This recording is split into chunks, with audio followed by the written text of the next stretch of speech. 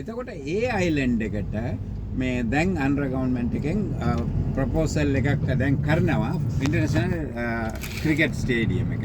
ඒ අයිලන්ඩ්ම කරනවා. එතකොට ඒක ලොකුට එනවා. ඊට පස්සේ දෙවෙනි අයිලන්ඩ් එක තමයි කයිට්ස් කියන්නේ. ඒ කියන්නේ ඌර්ගාවතර කියලා දෙමළෙන් කියන්නේ කයිට්ස් ඒකටිය ලොකු අයිලන්ඩ් එක. එකේ ඉන්න කට්ටිය. ඔව් ඒකේ ගොඩාක් කට්ටිය ඉන්නවා. දැන් අපි බලන්න පුළුවන් ගෝ කාලේ ෆස්ට් මැච් උනේ ඔය අයිලන්ඩ්ස් ඔක්කොම. අර දැන් LTT මොනාරි යන ගිහිල්ලා ඉන්නකොට ලේසිනේ ඇවිල්ලා අල්ලන්න දෙක දෙන්නම ෆයිට් වැඩිපුර තිබුණේ ඔය අයිලන්ඩ්ස් වල.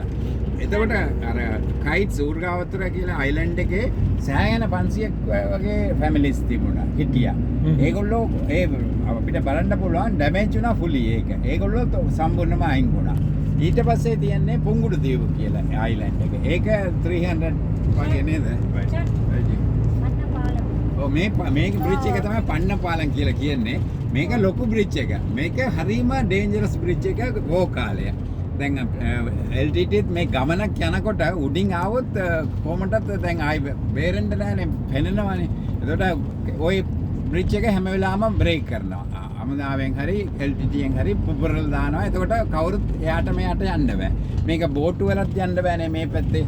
පොඩි බෝට් එකෙන් තමයි යන්න ඕන. අමාරුයි.